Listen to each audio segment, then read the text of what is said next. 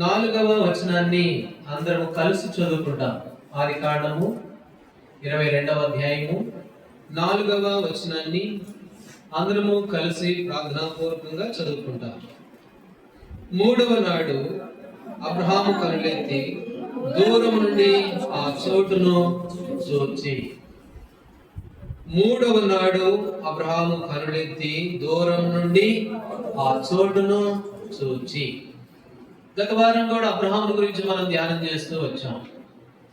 దేవుడు చెప్పాడు, అబ్రహామా, నీవు ప్రేమించే ఇస్సాకు నీకు ఒక్కడైనా నీ కుమారుణ్ణి నాకు అర్పించు అనగానే వెంటనే అబ్రహాము లోబడ్డాడు.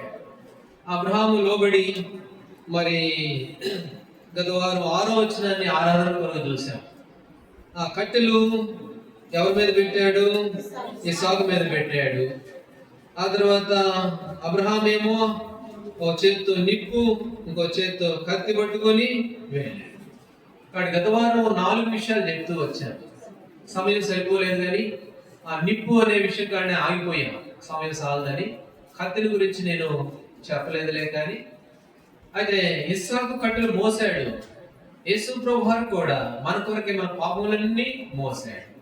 నిప్పు ఉగ్రతను చూపిస్తూ ఉంటే దేవుడు ఆ ఉగ్రత నుంచి మనల్ని తప్పించు. ఇలాగ ఎన్నో విషయాలు చూసాము. ఇప్పుడు మరలా నేను ఆ విషయాలని నేను చెప్పలే కానీ ఇక్కడ మనం చూస్తాము. అడ్డం వద్దాము, కూర్చొని వేసుకుంటే బల్ల మీద కూర్చోవచ్చు, బల్ల మీద ముగ్గురు కూర్చోవచ్చు. సరే, ఈ భాగంలో మనం చూస్తాం. ఇక్కడ గమనించినప్పుడు 4వ వచనం, 3వ నాడు అబ్రహాము కనులెత్తి దూరము నుండి ఆ చోటును చూచి. ఇప్పుడు అబ్రహాము ఇస్సాకుని తీసుకుని వెళ్తున్నాడు. ఇస్సాకుని తీసుకొని బలర్పించడానికి వెళ్తున్నాడు. బలర్పించడానికి వెళ్తూ ఉంటే ఇప్పుడు ఏం చేశాడట? అక్కడికి పోయి ఆ 4వ వచనంలో 3వ నాడు, అప్పుడు 3 రోజులు ప్రయాణం చేశాడు. 3వ రోజు వచ్చింది. అప్పుడు 3వ నాడు అనే మాట అక్కడ రాయబడినట్లుగా చూస్తాం. ఈ 3వ నాడు అనేది ఏం చూపిస్తుంది? 3వ రోజు అనేది ఏం చూపిస్తుంది అంటే, క్రొత్త నిబంధనలో కొరింథీయులకు రాసిన 2వ పత్రిక మొదటి పత్రిక 15వ అధ్యాయము 4వ వచనం. కొరింథీ మొదటి పత్రిక 15వ అధ్యాయము 4వ వచనం. 3వ రోజుల గురించి ఏమని రాయబడింది? లేఖనముల ప్రకారము 3వ దినమున లేపబడెను. 3వ వచనం చదివితే, నాకు ఇవ్వబడిన ఉపదేశమును మొదటి మీకు అప్పగించింది, అదేమనగా లేఖనముల ప్రకారం క్రీస్తు మన పాపముల నిమిత్తం మృతి పొందెను, సమాధి చేయబడెను. లేఖనముల ప్రకారము 3వ దినమున లేపబడెను. కాబట్టి అబ్రహాము 3వ రోజు, ఆ 3వ దినము అనేది అబ్రహాము దగ్గర మనం చూస్తే, ఈ 3వ నాడు అనేది ఏం చూపిస్తుంది అని అంటే, యేసు ప్రభువారు మన పాపముల నిమిత్తమై అప్పగించబడి 3వ దినాన ఏం చేస్తూ వచ్చాడట? తిరిగి లేచాడు. కాబట్టి తిరిగి లేచినటువంటి దినమది 3వ రోజు. 3వ రోజు పునరుద్ధాన దినమది. ఈ 3వ రోజు గురించి, ఆ 3వ రోజు ఏ రోజు అనేది మనం చూస్తే మత్తయి సువార్త 28వ అధ్యాయం. ఈ 3వ రోజు ఏ రోజు చదవండి. మత్తయి సువార్త 28వ అధ్యాయము మొదటి వచనం. విశ్రాంతి దినము గడిచిపోయిన తర్వాత ఆదివారమున తెల్లవారుచుండగా మగ్దలేనే మరియు వేరొక మరియు సమాధిని తెల్లవారుజామున వెళ్ళారు. తెల్లవారుజామున వెళ్తే అప్పుడు ప్రభు లేచాడు. లేచి వాళ్ళకి కనపడి వాళ్ళతో మాట్లాడాడు. కాబట్టి ఆ రోజు ఆయన తిరిగి లేచిన రోజు ఏ రోజు అంట? ఆదివారమున. కాబట్టి ఆదివారమున తెల్లవారుచు. ఈ 3వ రోజు ఏమిటో కాదు, అది ఆదివారం. యేసు ప్రభువారు లేపబడిన రోజు ఆదివారం. కాబట్టి ఆదివారం నాడు పునరుద్ధాన దినం. అబ్రహాము దగ్గరికి పోయినప్పుడు ఆ 3వ రోజు అనేది కనబడుతూ ఉందిలే కానీ ఆ రోజు ఏ రోజు అది కాదు. కానీ ఈ 3వ రోజు అనేది ఏం చూపిస్తుందంటే, యేసు ప్రభువారు మన పాపం నిమిత్తమై చనిపోయి 3వ దినం తిరిగి లేచాడు. ఆ రోజు ఏ రోజు అంటే ఆదివారం అని. కాబట్టి ఆదివారం నాడు యేసు ప్రభువారు తిరిగి లేచాడు. ఆదివారం చాలా ప్రాముఖ్యమైనది. ఆదివారం చాలా విలువైంది. అది నీది కాదు, అది ఎవరిది? ప్రభు దినం. కాబట్టి ప్రభు దినాన మనం ప్రభుతో గడపాలి. ఆయన తిరిగి లేచిన దినం, మనుషులందరి కొరకే చనిపోయి తిరిగి లేచిన దినం. ఆ ఆదివారం నాడు వండుకొని కోసుకొని తిని వీటికి మనం సమయం గడుపుతూ ఉంటాం, కానీ అది దాని కొరకు కాదు. ఆదివారం యేసు ప్రభువు నీ కొరకు కొట్టబడిన దినం అది. యేసు ప్రభువు నీ పాపల కొరకే నీకు బదులుగా గాయపరచబడిన దినం అది. అని తినద్దని నేను అన్నట్లా, తినొచ్చులే కానీ సమయం దానికి కేటాయించకూడదు, ప్రాముఖ్యంగా దేవుని సన్నిధికి కేటాయించాలి. కాబట్టి ఈ ఆదివారం యేసు ప్రభువు తిరిగి లేచాడు. ఇంకా ఆదివారం నాడు ఏం జరిగిందో తెలుసా? రెండు అపోస్తుల కార్యములు 2వ అధ్యాయము 42వ వచనం. భక్సింగ్ గారు ఆ పల్లవరపు కొండల మీద నుండి దిగి వచ్చిన తర్వాత ఈ వాక్య భాగాన్ని చదివారు. వీరు అపోస్తుల బోధ యందును సహవాసమందును రొట్టె విరుచుడి యందును ప్రార్థన చేయడి యందును ఎడతెగక ఉండిరి. భక్సింగ్ గారు ప్రార్థన చేసి దిగి వచ్చిన తర్వాత ఈ మాట చదివాడంట. కుటుంబ ప్రార్థన చేస్తున్నామా అంటే ఆ కుటుంబ ప్రార్థనలో ఈ మాట చదివి, అవును ఇలాగ మనం చేద్దామని చెప్పి ఈ దైవ క్రమాన్ని మరి దైవజనుడు భక్సింగ్ గారు మరి ఆ దైవ క్రమాన్ని దేవుడు ఆయనకి దర్శనమిస్తే ఆ క్రమంలో మనకు కొనసాగుతూ ఉన్నాం. అయితే వారు ఏం చేస్తున్నారంట? రొట్టె విరుచుట సహవాసము కలిగి. అపోస్తుల కార్యములు 20వ అధ్యాయం 7వ వచనం. ఎప్పుడు వాళ్ళు రొట్టె విరిచారు? అపోస్తుల కార్యములు 20వ అధ్యాయము 7వ వచనం. ఆదివారమున మేము రొట్టె విరుచుటకు కూడినప్పుడు. చాలు. ఎప్పుడు విరిచారంటే వాళ్ళు? ఆదివారమున.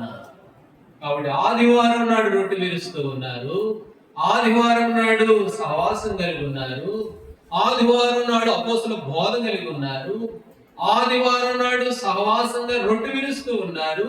ఈ ఆదివారం ఎప్పుడు ఏం జరిగింది ఆదివారము అని అంటే, ఈ ఆదివారం నాడు ఏం జరిగింది? యేసు ప్రభువు తిరిగి లేచాడు. ఈ ఆదివారం నాడు సహవాసం కలుసుకుంటూ ఉన్నారు ఈ ఆదివారం. కాబట్టి ఈ ఆదివారం చాలా ప్రాముఖ్యమైనది, ఈ ఆదివారం చాలా విలువైనది. యేసు ప్రభువు తిరిగి లేచిన దినం ఇది. అబ్రహాము 3వ నాడు అనేది మనం చూస్తే యేసు ప్రభువు మన పాపం నిమిత్తం అప్పగించబడి 3వ దినాన్ని తిరిగి లేచాడు. ఆ 3వ దినమే ఆదివారం.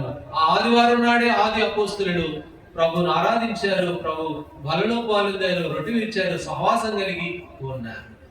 అందుకని ఈ ఆదివారం చాలా విలువైంది. మనం ఆరాధన చేయాలి. ఏమనంటే, ప్రభువా ఈ ఆదివారం నాకు ఇచ్చావు, ఇలాంటి ఆదివారం నాకు దయచేసావు, మీతో సహవాసం చేసి ఆదివారం నాకు ఇచ్చావు ప్రభువా, నా కొరకు తిరిగి లేపబడిన ఆదివారం ఇది. కాబట్టి నేను మౌనంగా ఎలా ఉండగలను? ఆరాధించకుండా స్తుతించకుండా ఎట్లా ఉండగలను అని చెప్పి ప్రభుని ఆరాధించవలసిన వారంగా ఉంటారు. 118వ కీర్తనలో భక్తుడు మాట అన్నాడు. రండి, 118వ కీర్తన 24వ వచనం. 118:24. ఇది యెహోవా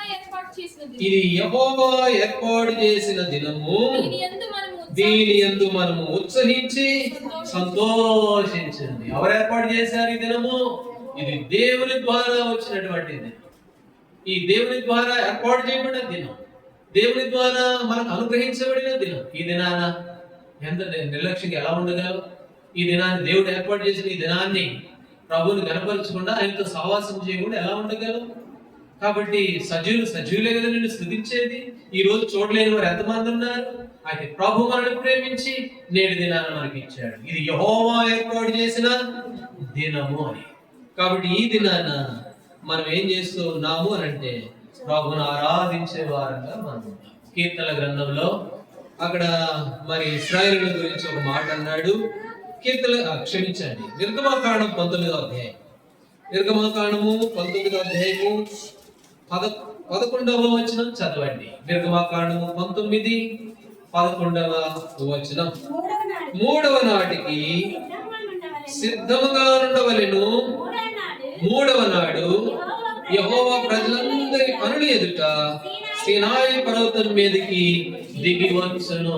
3వ నాడు ఎలా ఉండాలట? సిద్ధంగా ఉండాలా. సిద్ధంగా లేకపోతే ఏమవుద్ది? యెహెజ్కేలు గ్రంథంలో అక్కడ ఆ బాకాబు దేవుళ్ళు పెట్టారంట. బాకాబు దేవుడు ఆ దాని మీద కోట మీద నిలబడి ఉన్నాడు. శత్రువు వచ్చినప్పుడు బాకాబు ఊరుతాడు. యెహెజ్కేలు గ్రంథం 34వ అధ్యాయంలో చదవదులే కానీ నేను చెప్తాను. శత్రువు వచ్చినప్పుడు బాకాబు ఊరుతాడు. అక్కడ అన్నాడు దేవుడు, బాణం వచ్చింది, లోపల ఒకడు ఉన్నాడు, వాడికి పుచ్చుకుని వాడు చచ్చిపోయాడు. అక్కడ అంటాడు, ఆ లోపల ఉన్నవాడు ఏంటంటే సిద్ధంగా లేడు. ఎప్పుడు యుద్ధం వస్తుందో ఏమవుతుందో సిద్ధంగా ఉంటే బాణం వచ్చి పుచ్చుకునేది కాదుగా. ఇంకా మనకు అర్థం కావడం వరకు బుద్ధి లేని కన్యకులు, బుద్ధి కలిగిన కన్యకులు. అయితే 5గురేమో లోపలికి వెళ్ళారు, 5గురేమో వెనకబడ్డారు. ఎందుకు చెప్పండి? ఏ కారణం అంటే సిద్ధపాట్లేదు. అందుకని వాళ్ళు ఏం చేయబడ్డారు? విడవబడ్డారు. ఆ తర్వాత తలుపు కొడుతున్నారంటే అయ్యా అయ్యా తలుపుది అంటే మీరు ఎవరన్నా తెలియదు పోండి అన్నట్టు. ఇక్కడ నిర్గమాకాండంలో మనం చూస్తాము, 3వ నాటికి ఎట్లుండాలంట? సిద్ధంగా ఉండాలి. ఈ వారం అంతా దేవుడు ఇచ్చాడు మనకి. మూడో రోజు కాదు, 7 రోజులు ఇచ్చాడు. 7 రోజులకు సిద్ధంగా ఉండమని. 3వ నాటికి సిద్ధంగా ఉండమన్నారు. సిద్ధంగా లేకపోతే విడవబడతాం. సిద్ధంగా లేకపోతే దేవుడు మన మధ్య మన ఆరాధన అంగీకరించలేడు. ఇది యెహోవా ఏర్పాటు చేసిన దినం, మనుషులు ఏర్పాటు చేసింది కాదు ఇది. ఈ దినం ఎట్లాంటి దినము? ఇది ఆదివారం దినము. ఆదివారం ఏ దినము? యేసుప్రభువు తిరిగి లేచిన దినం. కాబట్టి 3వ నాటికి ఎట్లుండాలంటే మనము సిద్ధంగా ఉండాలి. సిద్ధంగా లేకపోతే నష్టపోతాం. సిద్ధంగా లేకపోతే నీ ఆరాధన ప్రభు అంగీకరించాడు. సిద్ధపడకపోతే దేవుడు మనతో నడవలేడు. అందుకని అంటాడు 3వ నాటికి మీరు సిద్ధంగా ఉండాలా. చదవండి. యెహోవా ప్రజలందరి కనుల ఎదుట సినాయి పర్వతం మీదకి దిగి వచ్చును. ఆయన దిగి వస్తాడు. స్వార్థంలో రాయబడి ఉందిగా 18వ అధ్యాయంలో, ఎక్కడ 2-3 కూడి ఉంటారో. కాబట్టి 2-3 కాదు, ఇప్పుడు చాలా మంది ఉన్నారు. ఇక్కడ ఎవరున్నారు? దేవుడు ఉన్నాడు. ఇక్కడ దేవుడు ఉన్నాడు. కాబట్టి దేవుడు మన మధ్యలో ఉన్నాడు. అందుకని అంటాడు నిర్గమాకాండంలో, మీరు సిద్ధంగా ఉండాలి 3వ రోజుకి. ఎందుకు సిద్ధంగా ఉండాలంటే యెహోవా మీ మధ్యకి దిగి వచ్చాడు. ప్రభు ఉన్నాడు కాబట్టి సిద్ధంగా ఉండాలి. ఇది ఆరాధన అంటే యేసు ప్రభువారు ఇక ప్రతి వారం అయ్యా నువ్వు నా కోసం కొట్టబడ్డావు, చంపబడ్డావు, జ్ఞాపకం చేసుకోవడమే. కానీ ఆరాధనలో ఒక భాగం ఏమిటి అని అంటే సిద్ధంగా ఉండడమే ఆరాధన. ప్రభు కొరకై సిద్ధపాటు కలిగి ఉండడమే. ఇదంతా మన పితరులకు బాగా తెలుసండి. దావీదుకు తెలిసిందా? పాడుకున్నాం. ఇరుకులో ఇబ్బందుల్లో ఉంటూ, అదుల్లాం గృహలో ఉంటూ, స్వరం వినపడినా కూడా శత్రు లోపలికి వచ్చి చంపుతారేమో భయంతో బిక్కు అనుకుంటూ అరచేతిలో ప్రాణం పట్టుకొని ఉంటే, అట్లాంటి సమయంలో కూడా ప్రభుని స్తుతిస్తూ ఉన్నాడు, ప్రభుని ఆరాధిస్తూ ఉన్నాడు. వాళ్ళు ఎరిగారు దేవుడు ఎంత గొప్పవాడో, ఆయన ఎంత శక్తిమంతుడో, ఆయన వారికి ఏమై ఉన్నాడో వాళ్ళు ఎరిగారు. కాబట్టి ప్రభుని ఆరాధిస్తూ కనపరుస్తూ ఉన్నారు. కాబట్టి ఏం చేయాలంటే 3వ నాటికి మనం ఎట్లుండాలా? సిద్ధముగా ఉండవలసిన వారంగా. అయితే ఇర్మియాలో ఒక మాట ఉంది, చదవండి. ఇర్మియా గ్రంథం 2వ అధ్యాయము 23వ వచనం. ఇర్మియా గ్రంథం 2వ అధ్యాయము 23వ వచనం చదవండి తీసిన వారు. 2:23.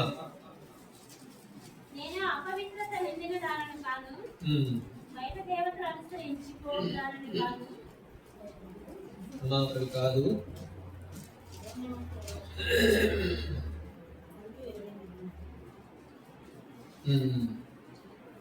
సరే. ఇర్మియా గ్రంథంలో 2వ అధ్యాయమే కదా. సరే, లెక్కలేనని సార్లు మరి మర్చిపోయారు. సరే, ఇక దేవుడు జ్ఞాపకం చేయనప్పుడు ఇక అక్కడి నుంచి ముందుకు పోవడం మంచిది. ఇప్పుడు చదవండి యెషయా గ్రంథం 58వ అధ్యాయం. యెషయా గ్రంథము 58వ అధ్యాయము 13-14 వచనాలు. 13-14.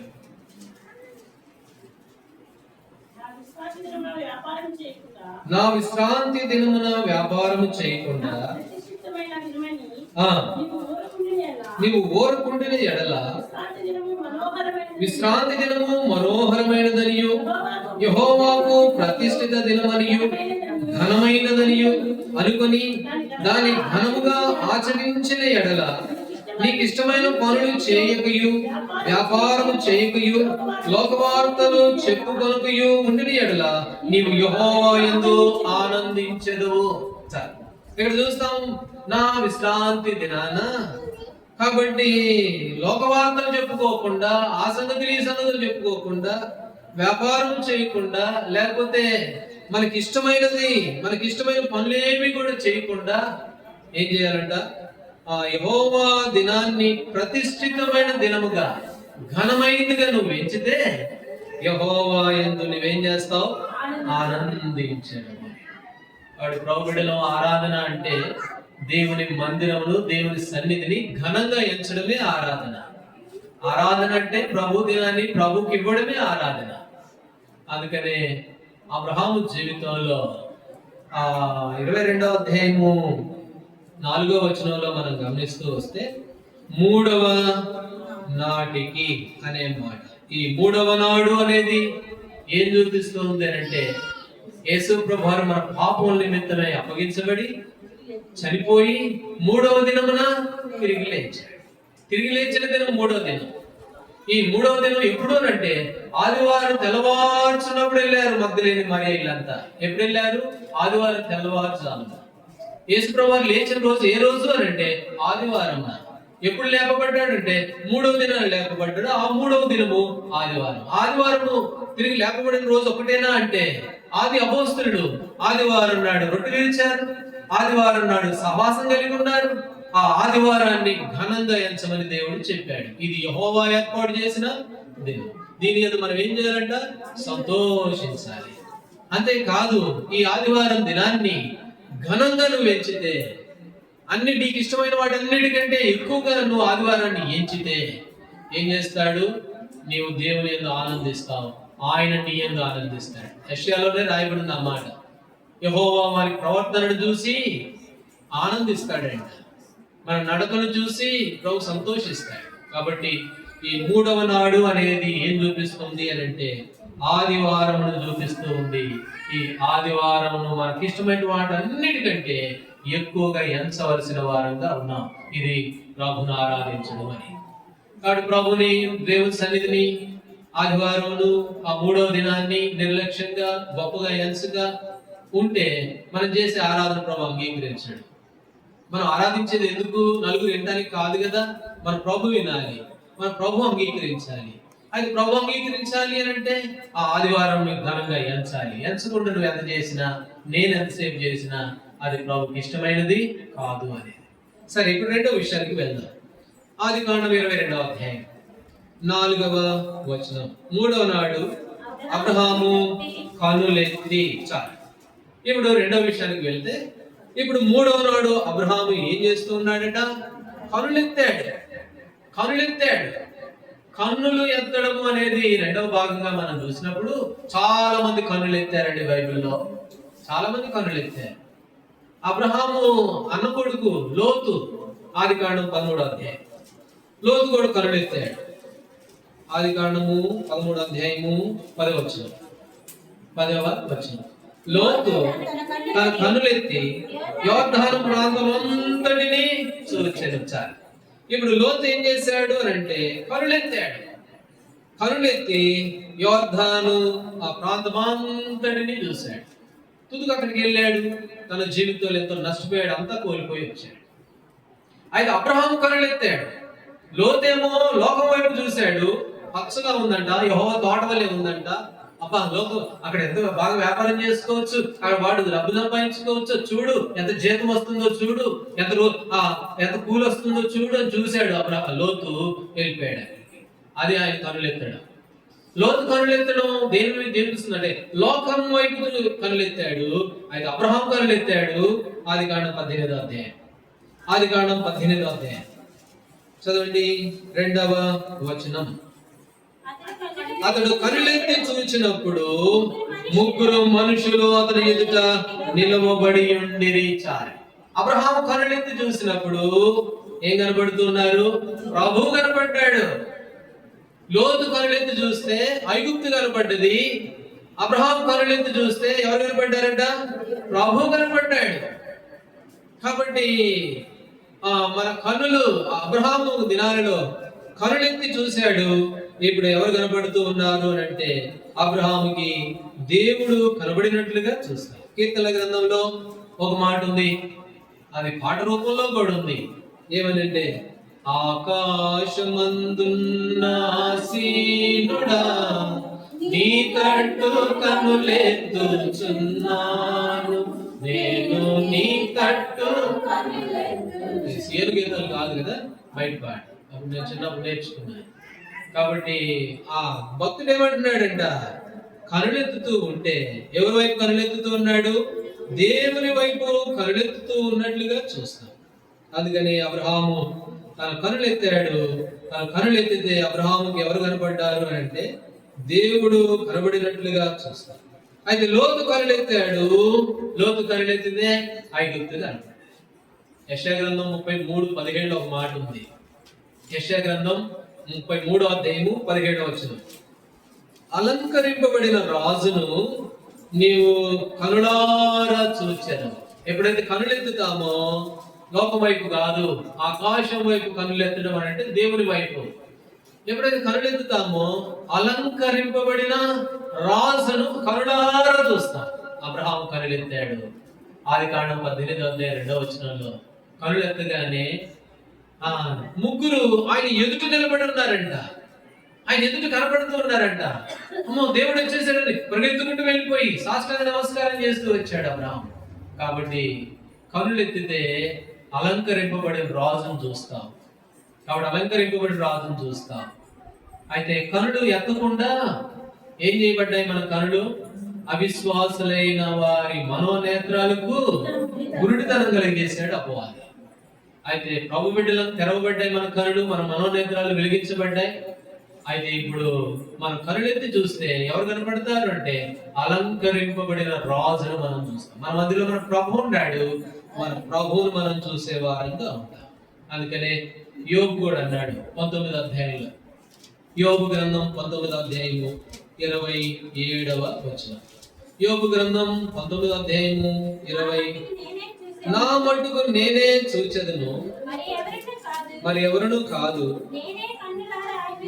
నేనే కన్నులారా ఆయనను చూచెదను. నా మట్టుకు నేనే చూస్తాను, కన్నులారా ఆయనను చూస్తాను. కాబట్టి భక్తులంతా ప్రభువును చూశారు. యేసు ప్రభువారు అన్నాడు యెషయా గ్రంథం 45వ అధ్యాయంలో, భూదిగంత నివాసులారా నా వైపు చూడండి. కాబట్టి ఆయన వైపు చూడాలి. ఆయన వైపు చూస్తే ఎంతో ఆశీర్వాదం. ఇంకొక ఆయన కనులెత్తాడు. అబ్రహాం కనులెత్తాడు, లోతు కనులెత్తాడు. లోతు ఏమో లోకం వైపు కనులెత్తాడు. అబ్రహాం ఏమో ప్రభును ఆరాధించడం కొరకు కనులెత్తే దేవుడు కనపడ్డాడు. అయితే భక్తులు అన్నారు, వాళ్ళు కూడా. యోబు అన్నాడు, నేనే నా కనుడితో చూస్తాను అన్నాడు. క్రొత్త నిబంధనలో ఒక ఆయన కనులెత్తాడు. ఆయన అనుభవాన్ని చూద్దానండి. లూకాసు సువార్త 16వ అధ్యాయంలో, క్రొత్త నిబంధనలో లూకాసు సువార్తలో 16వ అధ్యాయంలో ఒక ఆయన కనులెత్తాడు. కనులెత్తి అబ్రహామును చూశాడు. అబ్రహామును పిలుస్తున్నాడు. 23వ వచనం, 16వ అధ్యాయము 23వ వచనం. అప్పుడు అతడు పాతాళంలో బాధపడుచు కన్నులెత్తి దూరం నుండి అబ్రహామును అతను రొమ్మున ఆనుకున్న లాజరును. కాబట్టి దిగులు లేకుండా గడిపాడు, సుఖంగా జీవించాడు, తన ఇష్టానుసారంగా ప్రవర్తించాడు, దేవుని భయం లేకుండా గడిపాడు భూలోకంలో. ఒక రోజు వచ్చింది, కనులెత్తాల్సిన సమయం వచ్చింది. ఇప్పుడు కనులెత్తాడు. ఎక్కడి నుంచి కనులెత్తాడు? పాతాళంలో నుండి కనులెత్తాడు. పాతాళం నుండి కనులెత్తితే ఇంకేం ఉపయోగం? భూమి మీద ఉన్నప్పుడే ఆయన వైపు కనులెత్తితే బాగుంటుంది. భూమి మీద ఉన్నప్పుడు కనులెత్తలా. కనులెత్తడం అంటే ఇంక పొదుగులు తలకు పైకి లేపి చూడమని కాదు. కనులు మనసు ఎత్తుకోవడం, ప్రభు వైపు మనసు తిప్పుకోవడం. అయితే ఈ ధనవంతుడు దేవుని మీద శ్రద్ధ చూపెట్ల, తన ఇష్టానుసారంగా జీవించాడు. అయితే ఒక రోజు వచ్చింది, కనులు ఎత్తాడు. ఎత్తితే ఉపయోగం లేదు, యాతన పడుతూ ఉన్నాడు. అయితే ప్రభు మనల్ని అయితే తప్పించాడులే, కానీ ప్రభు వైపు కనులెత్తేటువంటి కన్నులు మనకి ఇచ్చాడు. అబ్రహాముకు ఉన్నటువంటి కన్నులు నేడు మనకు దయచేశాడు. ఆయన వైపు చూసే అనుభవాన్ని దేవుడు మనకి ఇచ్చాడు. ఇది నిజంగా మన జీవితంలో గొప్ప భాగ్యము అని. అబ్రహాము తాను కనులెత్తితే 18వ అధ్యాయంలో ఎవరు కనపడ్డారు? దేవుడు కనపడినట్లుగా. మనం కూడా రెండవదిగా ఆరాధన చేయాలి. ప్రభువా, ఒకప్పుడు లోతు వలె నేను కూడా లోకం వైపు కనులెత్తిన వాడిని, ఆ పాతాళంలో పడి కనులెత్తాల్సిన వాడిని. నన్ను తప్పించారు, మిమ్మల్ని ఆరాధించే కన్నులు నాకు ఇచ్చారు, మీతో గడిపే కన్నులు ఇచ్చారు, మీతో సహవాసం చేసే ఆ యొక్క సమయము, ఆ అనుభవాన్ని నాకు ఇచ్చారు. అందుకే మిమ్మల్ని ఆరాధిస్తున్నా, స్తుతిస్తున్నాను అని చెప్పి ప్రభుని ఆరాధించవలసిన వారంగా ఉన్నాం. ఒకటి, దేవుని సన్నిధి, దేవుని దినము 3వ రోజు, దాన్ని గొప్పగా ఎంచాలా, మనకిష్టమైన పనులన్నీ పక్కన పెట్టాలా, అది గొప్పగా ఎంచాలి. ఎందుకనంటే ఆ రోజే నీ కొరకు యేసుప్రభువు చనిపోయి తిరిగి లేచిన రోజు. ఆ రోజే ప్రభు బిడ్డలు బలలో పాల్గొతున్న రోజు. అది చాలా గొప్పది, అది చాలా విలువైనది వాళ్ళకి. కాబట్టి వాళ్ళు విలువైనదిగా ఎంచారు. అదే ప్రభుని ఆరాధించిన ప్రభు బిడ్డలంగా. ఇది రెండవ అనుభవం. సరే, మూడవ విషయానికి వెళ్దాం రండి. ఆదికాండము 22వ అధ్యాయం 4వ వచనం చదవండి. మూడవ నాడు అబ్రహాము కనులెత్తి దూరము నుండి ఆ చోటును చూచి. ఇప్పుడు ఏం చేస్తున్నాడు? దూరం నుండి చూస్తూ ఉన్నాడు. అబ్రహాము ఇస్సాకును తీసుకొని బయలుదేరాడు. ఇస్సాకును తీసుకొని వెళ్ళి ఇప్పుడు వెళ్ళేసరికి ఇంకా సమీపించలా. ఇప్పుడు ఎట్లున్నాడు అబ్రహాము అని అంటే ఆ యొక్క బలి అర్పించబోయే ఆ పర్వతానికి లేక దేవుని సన్నిధికి తను ఎలాంటి వాడిగా ఉన్నాడు అంటే ఇంకా కొంచెం దూరంలోనే ఉన్నాడు. కాబట్టి దూరము అనే మాట మూడవదిగా మనం చూస్తాం. ఒక తండ్రికి 2 కుమారులు ఉన్నారు. లూకాసు వార్త 15వ అధ్యాయంలో ఒక తండ్రికి 2 కుమారులు ఉంటే అందులో చిన్నవాడు ఏం చేశాడు అంటే మరి నాకున్నదంతా నాకు ఇచ్చేయమన్నాడు.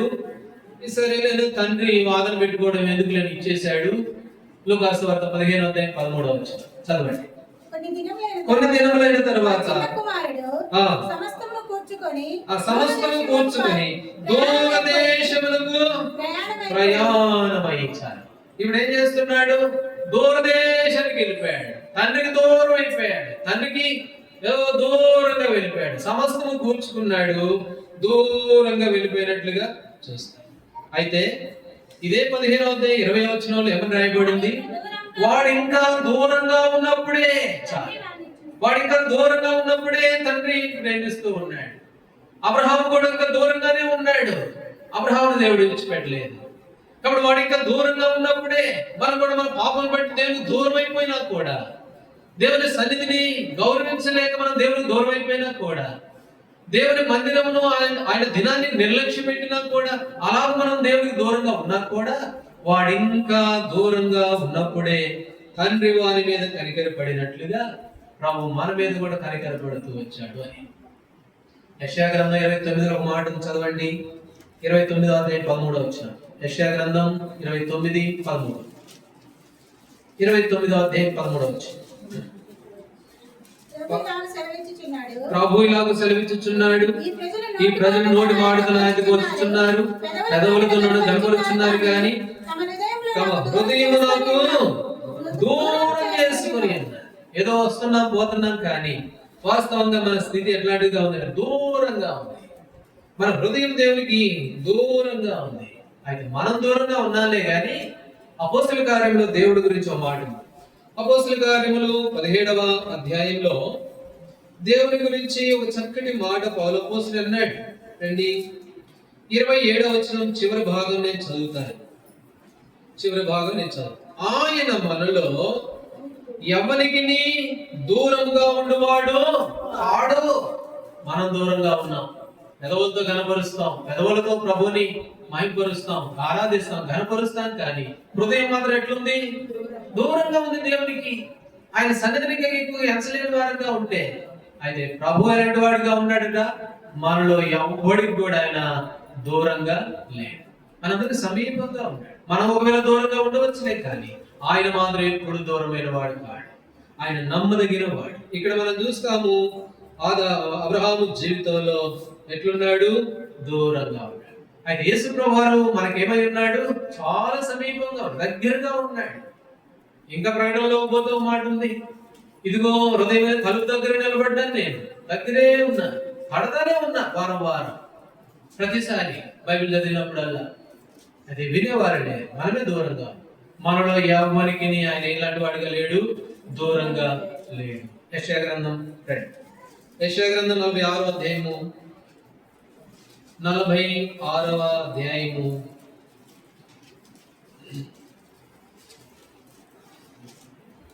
13వ వచనం. నా నీతిని దగ్గరికి రప్పించి ఉన్నాను, దూరమున లేదు, నా రక్షణ ఆలస్యము. కాబట్టి నా రక్షణ దూరంగా లేదు, చాలా సమీపంగా ఉందని దేవుడు చెప్పినట్లుగా చూస్తాం. ఇదే యెషయా గ్రంథం 5వ అధ్యాయంలో కూడా ఇంకో మాట చదువు. 5వ అధ్యాయం 26వ వచనం. 5:26. ఆయన దూరముగా ఉన్న జనులను పిలుచుటకు ధ్వజమునెత్తును, భూమి అంతము నుండి వారిని రప్పించుటకు ఏలబట్టును. దూరంగా ఉన్న జనులని ఆయన పిలుస్తూ ఉన్నాడు. ఆయన రక్షణ దూరంగా లేదు. మనం దూరం అయ్యాంగానే ఆయన మనలో ఎవరికి కూడా దూరంగా లేడు. అయితే దూరంగా ఉన్న వారిని ఏం చేస్తున్నాడంటే ఆయన ఏల వేసి పిలుస్తూ ఉన్నాడు. బోధిగంత నివాసులారా రండి, నా దగ్గరికి రండి పిలుస్తూ ఉన్నాడు. ఇవాళ మనం పిలువబడిన వారం. యేసు ప్రభువు మనకు సమీపంగా ఉన్నాడు. ఎఫెసీ 2:13. యేసు క్రీస్తు వారి ద్వారా ఆయన రక్తం వలన ఏమైపోయాట? మనము సమీపస్తులమయ్యాం. ఎఫెసీ 2:13లో యేసు ప్రభు వారి రక్తం ద్వారా సమీపస్తులమయ్యాం. దూరంగా ఉన్న మనము దగ్గరైపోయాం. ఇది నిజంగా మానవుడి జీవితంలో ఎంతో గొప్ప ఆధిక్యత. దేవునికి దగ్గర అవడం, ఆయన కుమారులుగా పిలువబడ్డం. మనం చాలాసార్లు దూరంగా ఉన్నాంలే, కానీ ఆయన మనకు మాత్రం ఇప్పుడు దూరం కాలేదు. అబ్రహాము మరి 3వ నాడు, ఆ తర్వాత 3వ నాడు కనులెత్తాడు. ఇప్పుడు దూరంగా ఉన్నాడు. ఈ దూరం అనేది అబ్రహాము గురించి చూడొద్దు. అక్కడ ఉన్న ఆ పదాలు వ్యక్తిగతంగా ఆత్మీయంగా మనం అన్వయించుకున్నప్పుడు ఒకప్పుడు మనం దూరంగా ఉంటుంది. యేసు ప్రభువు వారి రక్తం ద్వారా ఇప్పుడు ఏం చేయబడ్డాం? సమీపస్తులుగా చేయాలి. సరే, ఇంకొక మాట కూడా చదువుతాం. ఆదికాండము 22వ అధ్యాయం. 22వ అధ్యాయము 4వ వచనం చదువు. 3వ నాడు అబ్రహాము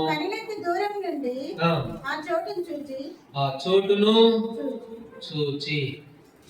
ఇప్పుడు 3వ రోజు అబ్రహాము ఏం చేస్తూ ఉన్నాడట? ఆ చోటును చూశాడు. ఏమిటి ఆ చోటు? ఏ చోటును చూశాడు? ఇప్పుడు అబ్రహాం బయలుదేరాడు కదా. 3వ రోజు వెళ్ళాడు, కనులెత్తాడు, దూరంగా ఉన్నాడు. ఇప్పుడు ఆ చోటును చూశాడు. ఏ చోటు? ఆ చోటు ఏ చోటును చూశాడు అబ్రహాము? ఏ చోటును చూశాడు చెప్పండి. 2వ వచనం చదవండి. ఆదికాండం 22:2.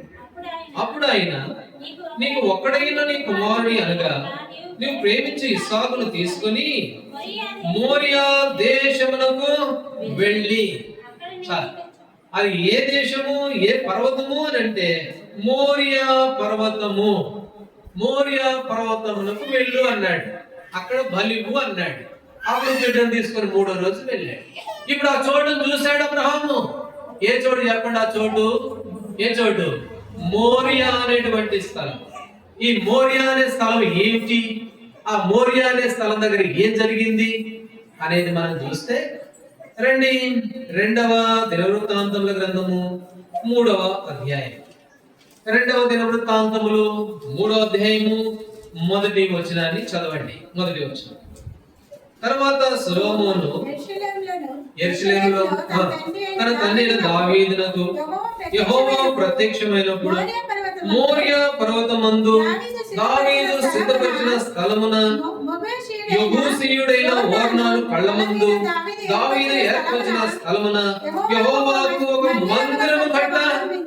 ఇప్పుడు సొలొమోను మందిరం కట్టాడు. ఎక్కడ కట్టాడు సొలొమోను మందిరము? మోరియా పర్వతము దగ్గర.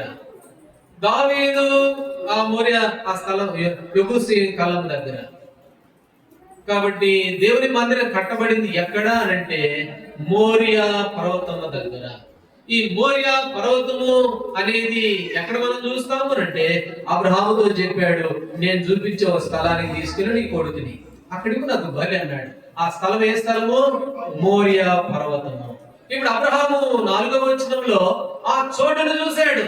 ఏం చోటు ఆ చోటు అని అంటే అది మోరియా పర్వతము. అది ఇప్పుడు దినాల్లో మనం చూడొచ్చు, అది దేవుని సంఘము అని, దేవుడు కట్టబడిన మందిరము అని. దేవుడు కట్టిన మందిరమును అబ్రహాము చూశాడు. కట్టబడిన స్థలాన్ని దేవుడు చూశాడు. ఈ మోరియా స్థలము అనేది ఏం చూపిస్తుంది అని అంటే దేవుని సంఘమును చూపిస్తూ ఉన్నట్లుగా చూస్తాం. 1వ రాజుల గ్రంథం 5వ అధ్యాయం. 1వ రాజుల గ్రంథం 5వ అధ్యాయము 17వ వచనం చదవండి. ఆ, రాజు సెలవీయగా వారు మందిరం యొక్క పునాదిని చెక్కిన రాళ్లతో వేయుటకు గొప్ప రాళ్లను మిక్కిలి వెలగల రాళ్లను ఇప్పుడు సొలొమోను మందిరం కడుతున్నాడు. సొలొమోను మందిరం కడుతూ ఉంటే ఇప్పుడు ఆ మందిరం కట్టడానికి రాళ్ళు ఉపయోగించారు. ఈ రాళ్ళు ఎట్లాంటి రాళ్ళంట? ఎట్లాంటి రాళ్ళు చెప్పండి? ఎట్లాంటి రాళ్ళు? చెక్కిన రాళ్ళు, ఎట్టబెడదట్టున్న రాళ్ళు కావు. ఈ మందిరంలో ఉపయోగించిన రాళ్ళు ఎట్లాంటివి అంటే చెక్కబడిన రాళ్ళు. కాబట్టి వంకలు అటు ఇటు తిరిగిపోయిన రాళ్ళు కాదు. మేస్త్రి పని చేసే వాళ్ళకి బాగా తెలుసు. అట్ట ఇట్ట ఉందనుకోండి, కొన్ని ఇటుకలు ఉంటాయి. ఎట్లుంటాయి తెలుసా? బాగా గాలి అతుక్కుపోయి వాడిని ఏమంటారు? చిట్లిన రాళ్ళు, అంతే కదా? చిట్లిన రాళ్ళు అవి వరుస పెట్టినా అసలు కుదరవు. ఇట్లా మెరుకులు తిరిగిపోయి ఉంటాయి. ఇస్త్రీ వేస్తాడు మేస్త్రి, చేతిలోకి అది వచ్చిందనుకో ఇస్త్రీ పక్కన గిరవాడు కొడతాడు. ఎందుకంటే అది పెట్టడమే కుదరదు. కాబట్టి దేవుని మందిరము మోరియా పర్వతం మీద కట్టబడ్డది. అబ్రహాము చూశాడు, ఆ మోరియా స్థలాన్ని చూశాడు. ఆ స్థలంలో దేవుని మందిరం కట్టబడ్డది. ఈ మందిరము అనగా దేవుని సంఘము. ఈ సంఘములో కట్టబడిన రాళ్ళన్నీ కూడా ఎట్లాంటి రాళ్ళు? అవి చెక్కిన రాళ్ళు. ఎట్లా పడితే అట్లున్న రాళ్ళు కావు. ఇది కూడా ఆరాధనే. దేవుని మందిరంలో క్రమంగా గడపడం, చెక్కబడిన రాళ్ళలాగా ఉండడం కూడా ప్రభుని ఆరాధించడమే. ప్రభుని ఆరాధించడం అంటే ఏదో మనం నేర్చుకున్న 4 మాటలు చెప్పడం కాదు. దేవుని మందిరాన్ని గొప్పగా ఎంచడమే ఆరాధన. విశ్రాంతి దినమును మరి ఆ ఇంటిని గురించిన ఆసక్తి కలిగి ఉండడమే ఆరాధన. అంతేకాదు ఈ లోకంలో ఉన్నప్పుడు లోతు వలె లోకం వైపు చూడడం కాదు ఆరాధన. అబ్రహాము కనులెత్తి చూస్తే దేవుని దూతలు కనపడ్డారు. దేవుని చూడడం ఆరాధన అంటే. ఆరాధన అంటే ఏమిటి అని అంటే దూరంగా ఉండడం కాదు, పెదవులతో గనపరచడం కాదు, హృదయానికి దేవునికి సమీపంగా చేసుకోవడం ఆరాధన అంటే. ఆరాధన అంటే దేవుని సంఘము, ఆ సంఘములో చెక్కబడిన రాళ్ళు అని. ఎట్లా పడితే అట్లా ఉండే రాళ్ళు కావి, చెక్కబడిన రాళ్ళు. చెక్కబడి ఉన్న రాళ్ళు కూడా ప్రభుని ఆరాధించు. ఆ రాళ్ళు మనమే. ఇక రిఫరెన్స్లు నేను చెప్పలే, కానీ ఆ రాళ్ళు మనమే. దేవుని మందిరంలో చెక్కబడిన రాళ్ళలాగా ఉండడం కూడా మరి ప్రభుని ఆరాధించడమే అని. అందుకని ఇక్కడ చూస్తాము, ఆ మోరియా పర్వతం మీద సొలొమోను మందిరం కట్టాడు. ఆ మందిరము చెక్కబడిన రాళ్లతో ఉన్నట్లుగా చూస్తాం. ఈ సంఘము ఎలాంటిదో తెలుసా? ఈ సంఘం అంటే దేవుడికి ఎంత ఇష్టమో తెలుసా? చదవండి ఆ మాట. అపోస్తుల కార్యములు 20వ అధ్యాయం. అపోస్తుల కార్యములు 20వ అధ్యాయము 28వ వచనం చదవండి. దేవుడు తన స్వరక్తమిచ్చి సంపాదించిన తన సచారణ. ఈ సంఘాన్ని ఎట్లా సంపాదించుకున్నాడు ఆయన?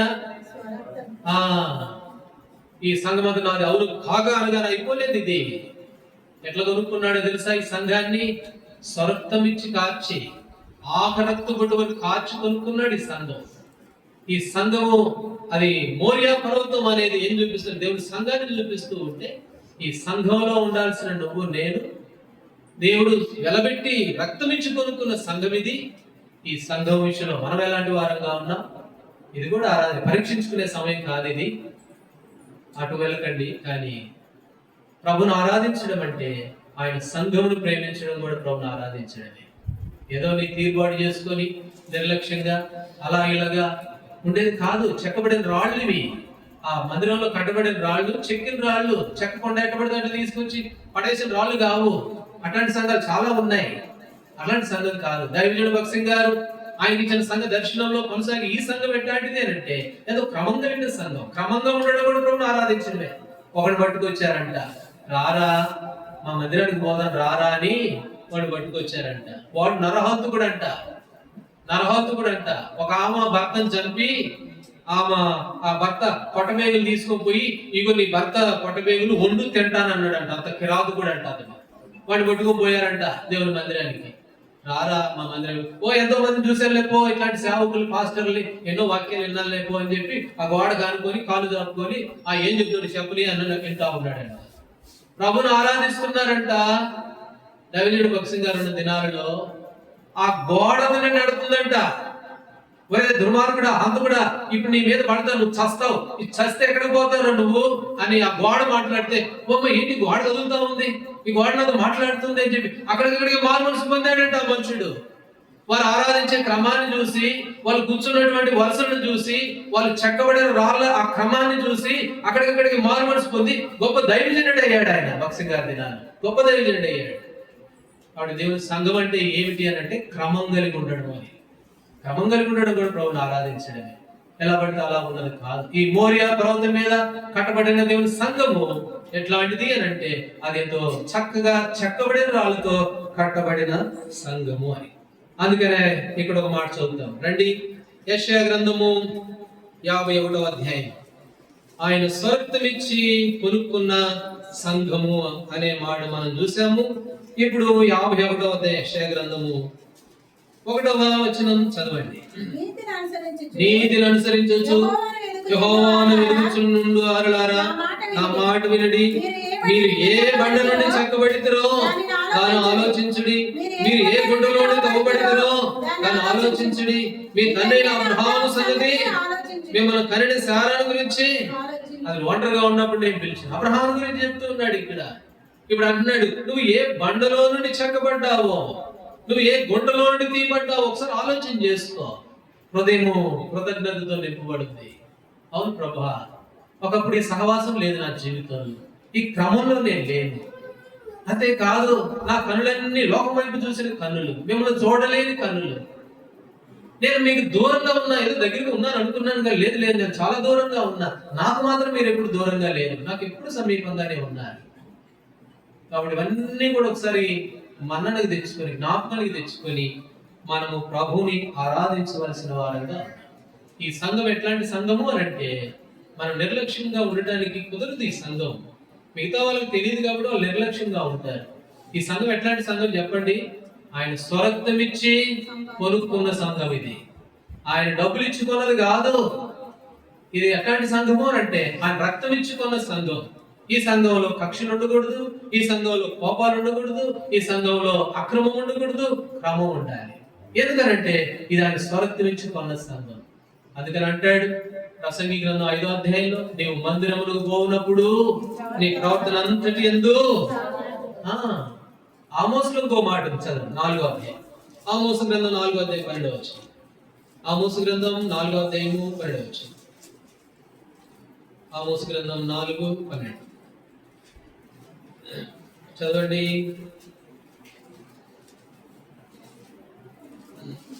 కాబట్టి ఇశ్రాయేలు వారులారా, మీ ఎడల నేను ఇలాగ చేయుదును గనుక, ఇశ్రాయేలు వారులారా, మీ దేవుని సన్నిధిని కనబడుటకై, మీ దేవుని సన్నిధిని కనబడుటకై సిద్ధపడుడి. చాలు. దేవుని సన్నిధిలో కనబడడానికి ఏం చేయాలంట? సిద్ధపడు. ఈ వారమంతా సిద్ధపడు. ఈ వారమంతా ప్రార్థన చేసుకో. ఈ వారమంతా ప్రభా, మీరు కొన్నటువంటి సంఘంలో నన్ను తీసుకెళ్తావు కదా, అందుకు నన్ను సిద్ధం చేయి. అప్పుడు ఇది కూడా ఆరాధనే. ఇంటి దగ్గర కూర్చొని సిద్ధపడి దేవుని మందిరానికి ఘనంగా ఎంచి లోకం వైపు కాకుండా ప్రభు వైపు చూస్తూ అలా ఉండడం కూడా ప్రభుని ఆరాధించాలి. కాబట్టి మూడవదిగా అబ్రహాము జీవితంలో మూడో విషయమా 4వ విషయమా? రండి, ఆదికాండము 3వ విషయం. అయితే ఆ చోటును అబ్రహాము చూచాడు. ఏ చోటు ఆ చోటు అని అంటే అది మోరియా పర్వతము.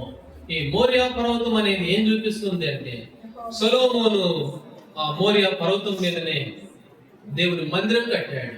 కట్టబడిన మందిరం, ఆ మందిరం అనగా దేవుని సంఘం. ఆ సంఘము యేసు ప్రభువారు స్వరక్తం ఇచ్చుకున్నటువంటి సంఘం. ఆ సంఘంలో ఉన్న రాళ్ళు ఎట్లాంటివి అంట? అవి చెక్కబడిన రాళ్ళు, ఎంతో క్రమాన్ని కలిగిన రాళ్ళు. సరే, ఇప్పుడు మరి 5వ విషయంగా నేను గత వారం ఒక విషయం చెప్పలేదు కదా. అబ్రహాము చేతిలో నిప్పుల గురించి మాత్రమే చెప్పాను, కత్తెని గురించి చెప్పలేదు. ఆదికాండం 22వ అధ్యాయం 6వ వచనంలో ఇస్సాకు మీద కట్లు పెట్టాడు. ఇస్సాకు మోసుకుంటూ పోతూ ఉన్నాడు. అబ్రహాము చేతిలో ఏమో నిప్పు, కత్తి. నిప్పు అనేది దేవుని ఉగ్రతను చూపిస్తూ ఉంటే దేవుడు ఆ ఉగ్రత నుంచి మనకు తప్పించాడు అనేది చూసాం. అయితే ఇప్పుడు నిప్పుల గురించి ఒక మాట మనం చూస్తే, క్షమించండి, కత్తిని గురించి చూస్తే, కత్తి అనేది ఏం చూపిస్తుంది అని అంటే అది మరి మరి ఏం చూపిస్తుంది? వధించేది, కత్తిరించేది లేదా నరికేది. జకరియా 13వ అధ్యాయంలో ఒక మాట ఉంది. జకరియా గ్రంథం 13వ అధ్యాయము 7వ వచనం. నేను ఈ మాట చెప్పి ముగిస్తాను, మన ప్రభువుని ఆరాధిస్తాను. జకరియా గ్రంథం 13వ అధ్యాయము.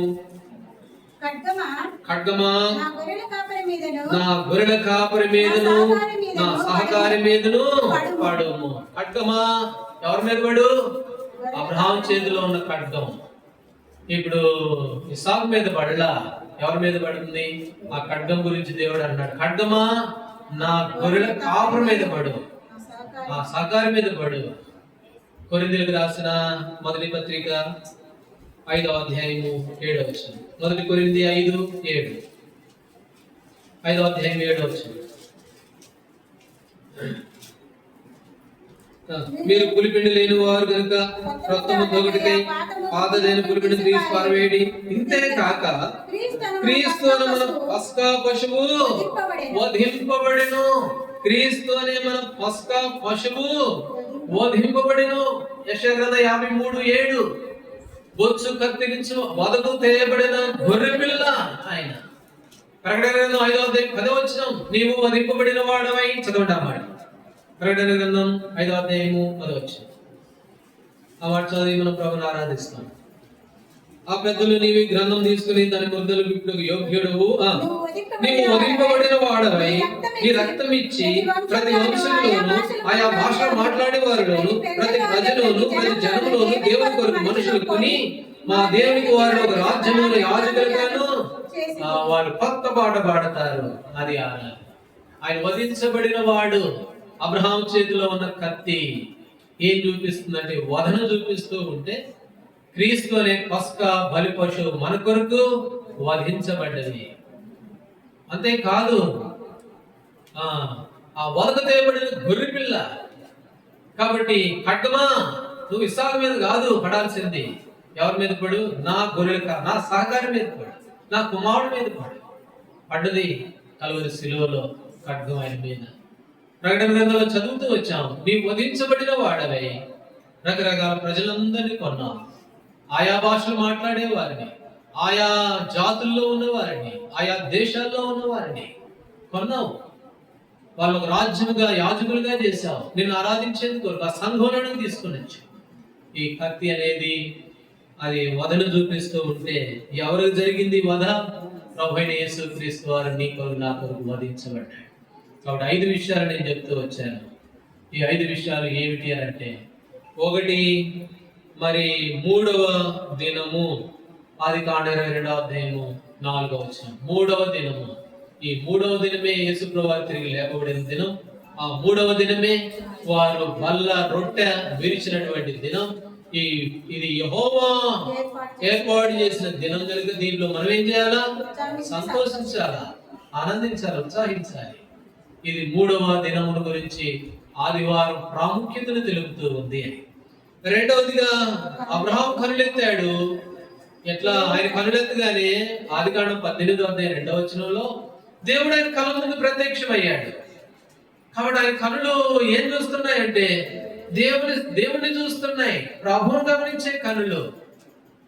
అయితే లోతు చూశాడు కనులెత్తి, లోకం కనబడ్డది, పచ్చగా ఉందంట, లోకం వైపు పరిగెత్తాడు. ఆ తర్వాత ధనవంతుడు చూశాడు, కనులెత్తి చూశాడు. ఎక్కడి నుండి చూశాడు? పాతాళంలో ఉండి చూశాడు. పాతాళంలోకి పోవాల్సిన పరిస్థితి వచ్చింది. అదే భూమి మీద ఉన్నప్పుడే ఆకాశం అందులో వాడి నీతోనే కనులెత్తుచున్నాడు భక్తుడు అన్నట్టుగా ఎత్తుంటే ఎంత బాగుండేదో. ఆ తర్వాత అన్నాడు, ఏమండి అబ్రహాం గారు, మంచినీళ్ళు ఒక చుక్క కావాలంటే కుదరదయ్యా, అది మాకు వీలు పడదులే అని అబ్రహాం అంటే, అవునా సరే అట్టయితే ఒక పని చేద్దాము, ఒక చిన్న సాయం చేయండి, నాకు ఆ లాజర్ని మా ఇంటికి పంపేయండి, ఇక్కడ రాకుండా ఉంటారు నా అన్నదమ్ముళ్ళు. నా కొడుకున్నాడండి, వాడు తిరుగుబోతూ, వాడు నమ్ముడు ప్రభువుని, మొండోడు, రాడు మందిరానికి. ఆయన అనలేదులేండి, నేను అంటున్నాను ఈ మాటలు మనల్ని పోల్చుకొని. వాడికి చెప్పడానికన్నా లాజర్ని పంపేయండి అని అంటే, ఆడ చాలా మంది ఉన్నారులయ్యా, వాళ్ళు చెబుతారు, వాళ్ళ మాట వింటే విన్నట్టేలే.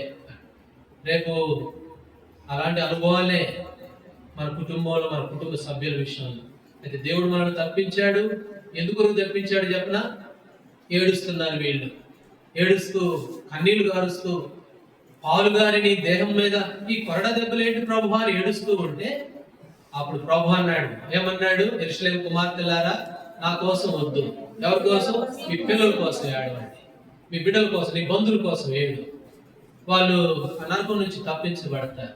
దేవుడు మనల్ని తప్పించాడు. ఎందుకునంటే మనం ఆయన ఆరాధిస్తూ నమ్మకంగా జీవిస్తూ మనం మిగిలిన వారందరూ సంపాదించుకోవడానికి దేవుడు మనల్ని ఏర్పడు. నిర్లక్ష్యంగా దేవుని మందిరం అంటే ఏదో ఉన్నట్లుగా, ఏదో పోయాం, ఆదివారం వచ్చింది కాబట్టి పోవాలి కాబట్టి పోతాం అన్నట్టుగా కాదు. ఇది యెహోవా ఏర్పాటు చేసిన దినం. ఆరాధన అంటే నిర్లక్ష్యంగా ఉండడం కాదు. ఇది దేవుని సన్నిధిలో సంపూర్ణంగా మనసు, హృదయం, కనువు అన్ని దేవుని మందిరంలో పెట్టి గడపడమే ఆరాధన అంటే. ఇంకొన్ని సంఘాల్లో ఉంటాయి ఆరాధన చేద్దాం లేండి అనగానే ఇక చప్పట్లు, కేకలు, అరుపులు, గోళ్ళు, ఇది ఆరాధన అనుకుంటారు. ఇది కాదు ఆరాధన.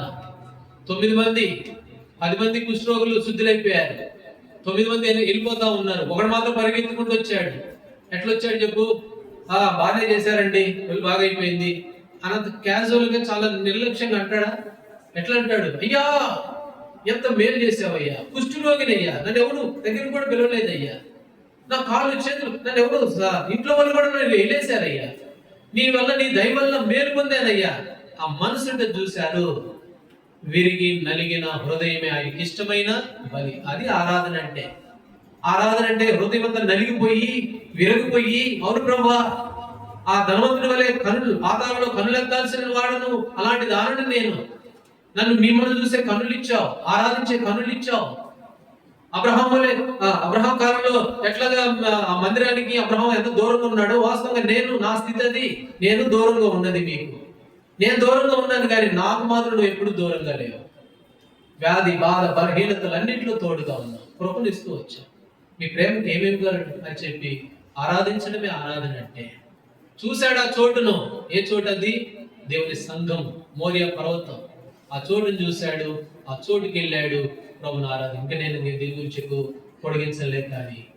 కాబట్టి ఒకసారి మనం కూడా కృతజ్ఞత హృదయం కలిగిన వారమై ప్రభు చేసిన మేలును బట్టి, ఆయన చేసిన ఉపకారములను బట్టి సాగిలు పడి కొన్ని నిమిషాలు మనస్ఫూర్తిగా, వ్యక్తిగతంగా కొంత సమయం దేవుని క్లుప్తంగా ఒక మాట, 2 మాటలైనా చాలు ప్రభుని ఆరాధించి స్తుతించే వారంగా ఉంటాం. దేవుడు ఆ విధంగా మనకి సహాయపడుగా కొన్ని నిమిషాలు వ్యక్తిగతంగా ప్రభుని ఆరాధించే వారంగా ఉంటాం.